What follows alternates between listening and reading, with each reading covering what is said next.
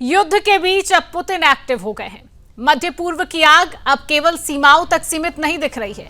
समुद्री रास्तों से लेकर हवाई हमलों तक और वैश्विक कूटनीति से लेकर सैन्य दबाव तक पूरी दुनिया की नजर उस संघर्ष पर टिक गई है जिसने अंतर्राष्ट्रीय शक्ति संतुलन को सीधे चुनौती दे दी है। एक तरफ लेबनान में लगातार गिरते बम, दूसरी तरफ स्ट्रेट ऑफ हॉर्मुज़ में अमेरिकी नाकेबंदी है और अब इस पूरे संकट के बीच रूस भी सक्रिय कूटनीतिक भूमिका में उतरता दिखाई दे रहा है।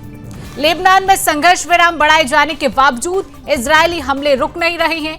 दक्षिणी लेबनान और टायर जिले के कई इलाकों में लगातार हवाई बमबारी की खबरें भी सामने आ रही हैं। टायर, फलसै जिला और मजदाल जून जैसे क्षेत्रों में इजरायली सेना यानी IDF की कार्रवाई तेज बनी हुई है। इन हमलों में आम नागरिक भी चपेट में आ रहे हैं। तस्वीरें आप लगातार मेरे साथ टीवी स्क्रीन पर आप देख रहे हैं। हाल ही में एक हमले में एक महिला, उसका बेटा और एक पैरामेडिक की मौत हो गई। इजराइल कहना है उसका निशाना हिजबुल्लाह का सैन्य ढांचा है। IDF ने दावा कर दिया है कि उसने हिजबुल्लाह के रॉकेट लॉन्चर, हथियार भंडार और 2 किलोमीटर लंबी सुरंगों को नष्ट किया है। लेकिन लगातार हो रही हमलों ने सीज फायर की विश्वसनीयता पर अब बड़े सवाल खड़े कर दिए हैं। वॉशिंगटन में हुए समझौते के तहत संघर्ष विराम को 45 दिनों के लिए बढ़ाया गया था। इसके बावजूद जमीनी स्तर पर गोलाबारी और हवाई हमले लगातार जारी हैं। संयुक्त राष्ट्र के विशेषज्ञों ने भी इन हमलों और नागरिकों के विस्थापन पर गंभीर चिंता जताई है। इसी बीच हॉर्मुज़ स्ट्रेट में अमेरिका ने ईरान के खिलाफ अपनी समुद्री रणनीति को और कठोर कर दिया है। अमेरिकी सेंट्रल कमांड यानी सेंटकॉम ने दावा कर दिया है कि अब तक 78 कारोबारी जहाजों को रास्ते से वापस लौटाया गया और इतना ही नहीं, 4 जहाजों को इस स्थिति में पहुंचा दिया गया है कि वे आगे संचालन के योग्य नहीं बचे हैं। अमेरिका का कहना है कि यह कार्रवाई राष्ट्रपति डोनाल्ड ट्रंप की नाकेबंदी नीति को लागू करने के लिए की गई है। हॉर्मुज़ स्ट्रेट दुनिया के सबसे महत्वपूर्ण समुद्री मार्गों में गिना जाता है। इसी रास्ते से वैश्विक तेल गैस आपूर्ति का एक बड़ा हिस्सा गुजरता है। अमेरिका का आरोप है कि ईरान इस रणनीतिक मार्ग का उपयोग अपने आर्थिक और सैन्य हितों के लिए कर रहा है। यही कारण है कि समुद्री निगरानी और दबाव अब लगातार बढ़ाया जा रहा है। राष्ट्रपति डोनाल्ड ट्रंप ने भी ईरान को लेकर एक कड़ा संदेश दिया है। उन्होंने कहा कि अगर ईरान समझौता नहीं करेगा तो उसे बहुत बुरा समय देखना पड़ेगा। ट्रंप ने यह दावा किया है कि चीन के राष्ट्रपति शी जिनपिंग चाहते हैं कि हॉर्मुज़ स्ट्रेट खुला रहे। हालांकि चीन ने इस दावे की खुलकर पुष्टि नहीं की है, लेकिन इतना जरूर कह दिया है कि यह संघर्ष कभी होना ही नहीं चाहिए था और इसे जल्द समाप्त होना चाहिए। अब गौर करने वाली बात है कि फरवरी के आखिर में अमेरिका और इजरायल ने ईरान पर हमले किए, जिसके बाद ईरान ने जवाबी कार्रवाई में इजरायल और खाड़ी देशों में अमेरिकी ठिकानों को निशाना बनाया। अब इसके बाद पूरे क्षेत्र में तनाव कई गुना बढ़ गया। अप्रैल में पाकिस्तान की मध्यस्थता से सीज फायर लागू हुआ था, लेकिन स्थायी समाधान अब भी दूर दिखाई दे रहा है। इसी बीच बढ़ते तनाव के बीच अब एक रूस भी सक्रिय हो गया है। रूस के जो राष्ट्रपति हैं व्लादिमीर पुतिन ने UAE के राष्ट्रपति मोहम्मद बिन जायद अल नहयान से बातचीत कर ली है फोन पर। अब दोनों नेताओं ने मिडिल ईस्ट संकट और ईरान से जुड़े हालातों पर विस्तार से चर्चा की है। क्रेमलिन के बयान के मुताबिक बात करें तो दोनों पक्षों ने इस बात पर जोर दिया कि क्षेत्र में शांति बहाली के लिए राजनीतिक और कूटनीतिक प्रयास जारी रहना बेहद जरूरी है। पुतिन और नहयान ने इस बात पर सहमति जताई कि किसी भी शांति समझौते में क्षेत्र के सभी देशों के हितों का सम्मान होना चाहिए। बातचीत ऐसे समय पर हुई जब पूरा मध्य पूर्व सैन्य दबाव, समुद्री नाकेबंदी और लगातार बढ़ते संघर्ष के बीच खड़ा हुआ है। अब स्थिति जिस तरीके से समझ में आ रही है, आज इसी विषय पर हम विस्तार से चर्चा करेंगे। पैनलिस्ट भी मेरे साथ जुड़ चुका है, परिचय मैं आपसे करा देती हूँ। हमारे साथ रक्षा विशेषज्ञ कर्नल TPS त्यागी जी हैं। सर, बहुत बहुत स्वागत करूंगी सुदर्शन न्यूज में आपका। हमारे साथ पूर्व राजदूत सुशील कुमार सिंघल जी हैं। सर, आपका भी बहुत बहुत स्वागत सुदर्शन न्यूज में। सबसे पहले चर्चा की शुरुआत TPS सर आपके साथ करूंगी। सर, हर रोज हम इसी विषय पर बातचीत कर रहे हैं।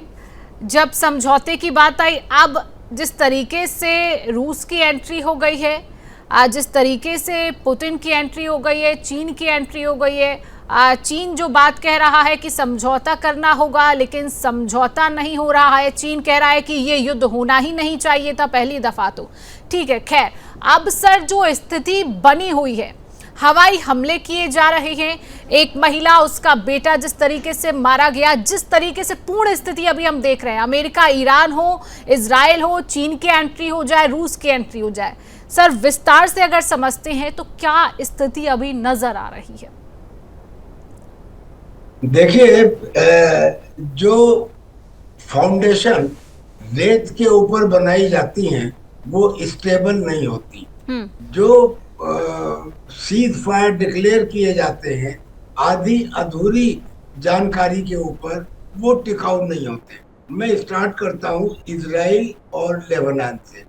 लेबनान के अंदर जो पॉलिटिकल सरकार है, उस सरकार में हिजबुल्लाह का भी एक हिस्सा है। हिजबुल्लाह न केवल एक मिलिट्री संगठन है बल्कि एक पॉलिटिकल ऑर्गेनाइजेशन भी है। वहां पे 128 मेंबर ऑफ पार्लियामेंट हैं, उसमें 15 मेंबर ऑफ पार्लियामेंट हिजबुल्लाह के भी हैं।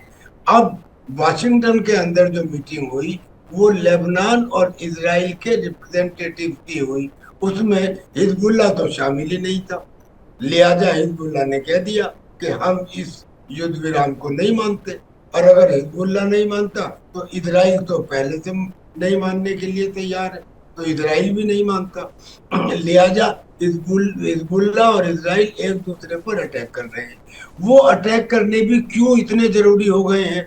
वो इसलिए हो गए हैं कि नॉर्दर्न इजराइल के सामने जो सदर्न लेबनान का हिस्सा है, वहां से अगर कोई रॉकेट फायर किया जाता है तो उसे इजराइल में पहुंचने में 12 से 15 सेकंड लगते हैं, जबकि ईरान की मिसाइल जो आती थी इजराइल में उसे 15 से 20 मिनट लगते थे। यानी सफिशिएंट समय मिलता था कि लोग नीचे सुरक्षित अपने अंडरग्राउंड बंकर्स में चले जाएं। मगर यहाँ तो इतना समय भी नहीं मिल पाता 12 से 15 सेकंड की वजह से। यानी कि अगर हिजबुल्लाह के रॉकेट उतने लीथल नहीं है, उनमें उतना ज्यादा बारूद नहीं है, लेकिन उनसे बचना मुश्किल है। इसलिए इजराइल इस एक्शन को पोस्टपोन भी नहीं कर सकता, और चूंकि इजराइल इसे करता है तो हिजबुल्लाह को अपनी एग्जिस्टेंस को बनाए रखने के लिए रिटॉर्ट करना पड़ता है। उसने भी हमास की तरह से, जैसे हमास ने गाजा में अंडरग्राउंड टनल्स बनाई थी, उसने भी सदर्न लेबनान में और बैरूत में टनल्स बना रखी है। अभी लेटेस्ट एक 2 किलोमीटर लंबी टनल को इजराइल ने ध्वस्त किया है। तो इस वजह से इजराइल का और लेबनान के अंदर युद्ध अब भी जारी है। अब अगर हम ईरान और अमेरिका पे आए तो पहले अमेरिका ने जो सीज फायर किया, तो डोनाल्ड ट्रंप ने ये बताया कि ये सीज फायर, हालांकि मैं अच्छी पोजीशन में था, मैं ईरान को और ज्यादा नुकसान पहुंचा सकता था, लेकिन नुकसान ना पहुंचा के मैंने पाकिस्तान, जिसने मेरे से निवेदन किया सीज फायर करने के लिए, उस पर एहसान करने के लिए मैंने ये सीज फायर किया, वरना मैं उस समय ना करता तो मैं ईरान को अच्छे से सबक सिखा सकता था।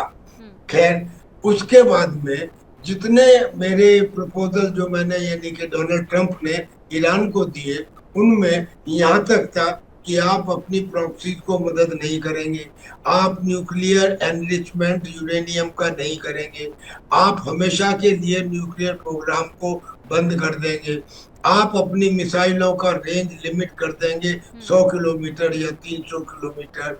इस तरह के बहुत सारे पॉइंट थे। इवेंचुअली उनके पॉइंट को छोड़ते हुए ईरान ने दिए। ईरान ने 14 पॉइंट का एक समझौता दिया। आखिर में आते आते कई बार परमुटेशन कॉम्बिनेशन करते हुए आखिरी बात ये हुई कि डोनाल्ड ट्रंप ने ये कह दिया कि अगर तुम अपने यूरेनियम के एनरिचमेंट प्रोग्राम को 20 वर्षों तक टालने का रियल प्रतिबंध कर लो तो हमें समझौता मंजूर है। लेकिन जब ईरान ने इसके लिए भी मना कर दिया तो अब स्थिति ये हो गई कि डोनाल्ड ट्रंप ने कहा कि मैंने आपको बहुत चांस दिए, आपने मेरी दरिया दिली का नाजायज फायदा उठाया, लिहाजा अब उन्होंने कहा कि जो ये सीज फायर है ये लाइफ सपोर्ट सिस्टम पर है, यानी कि ये वेंटिलेटर पर है। और डॉक्टर्स का कहना है कि इसके बचने के चांसेस 1% है, यानी 99% चांसेस है कि दोबारा से युद्ध शुरू हो। और भी कई संकेत ऐसे हैं जो ये बताते हैं। पहला तो ये कि जो डिप्लॉयमेंट एयरक्राफ्ट कैरियर का और कॉम्बैट एयरक्राफ्ट का या फुल। आपसे ये समझना चाहती हूँ कि अगर इस पूरे युद्ध की स्थिति में भारत की स्थिति पर एक बार नजर डालें, क्योंकि प्रधानमंत्री ने भी तमाम संबोधन कहा कर वो कल वो नीदरलैंड में थे, तब भी उन्होंने संबोधन में तमाम बातें कही कि हमने एक दौर देखा है, पहले कोरोना हुआ, फिर अभी युद्ध चल रहा है, ऊर्जा संकट की भी तमाम बातें आ रही है। तो सर ऐसे में भारत की स्थिति किस तरीके से आप देख रहे हैं? आने वाला समय क्या हम एक बड़े वैश्विक संकट की ओर बढ़ सकते हैं? भारत की क्या स्थिति सर?